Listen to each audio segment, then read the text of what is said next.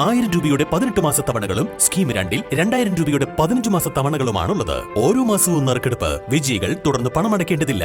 Anupama gold gallery, golden diamond, Edavanna, Thiruvali, Othayi. കാട്ടാനാക്രമണത്തിൽ ആദിവാസി യുവാവ് കൊല്ലപ്പെട്ട സംഭവത്തിൽ നിലമ്പൂർ ഫോറസ്റ്റ് ഓഫീസിൽ പ്രതിഷേധ സമരം നടത്തിയതിനെ അറസ്റ്റ് ചെയ്ത് ജയിലിലടച്ച PV അൻവർ MLAക്ക് ജാമ്യം. നിലമ്പൂർ മജിസ്ട്രേറ്റ് കോടതിയാണ് ജാമ്യം അനുവദിച്ചിരിക്കുന്നത്. കോടതിയുടെ റിലീസിംഗ് ഉത്തരവ് നൽകിയാൽ ഇന്നു തന്നെ തവനൂർ സെൻട്രൽ ജയിലിൽ നിന്ന് അൻവർ മോചിതനാവും. ഇന്നലെ രാത്രിയാണ് PV അൻവർ MLAയുടെ ഒതായിലെ വീട് വളഞ്ഞ് പോലീസ് MLAയെ അറസ്റ്റ് ചെയ്തിരുന്നത്. നിലമ്പൂർ ജില്ലാശുപത്രിയിൽ നിന്നും വൈദ്യപരിശോധനയ്ക്ക് ശേഷം രാത്രി 11:30യോടെ മജിസ്ട്രേറ്റിന് മുന്നിൽ ഹാജരാക്കിയ അൻവറിനെയും കൂട്ടുപ്രതികളെയും പുലർച്ചെ 2:30യോടെയാണ് തവനൂർ സെൻട്രൽ ജയിലിൽ എത്തിച്ചിരുന്നത്. അൻവറിന് ജാമ്യം നൽകുന്നത് കേസ് അട്ടിമറിക്കപ്പെടാൻ കാരണമാകുമെന്നും കസ്റ്റഡിയിൽ ചോദ്യം ചെയ്യണമെന്നും പോലീസ് കോടതിയിൽ ആവശ്യപ്പെട്ടിരുന്നു. ഇതെല്ലാം തള്ളിയാണ് കോടതി ജാമ്യം അനുവദിച്ചത്.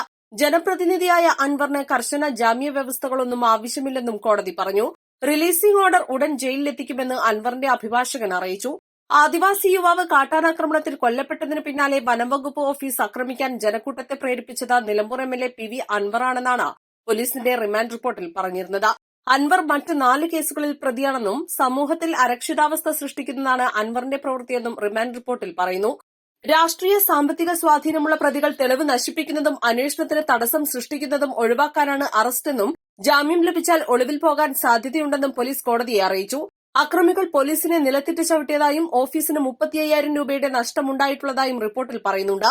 സംഭവ സമയത്ത് അൻവർ ഓഫീസിലില്ലെങ്കിലും ആക്രമണത്തിന് പ്രേരണ നൽകിയിരുന്നുവെന്നും റിപ്പോർട്ട് ആരോപിക്കുന്നു. ഇത് പരിഗണിച്ചാണ് അൻവറിനെ ഇന്നലെ രാത്രി റിമാൻഡ് ചെയ്തത്.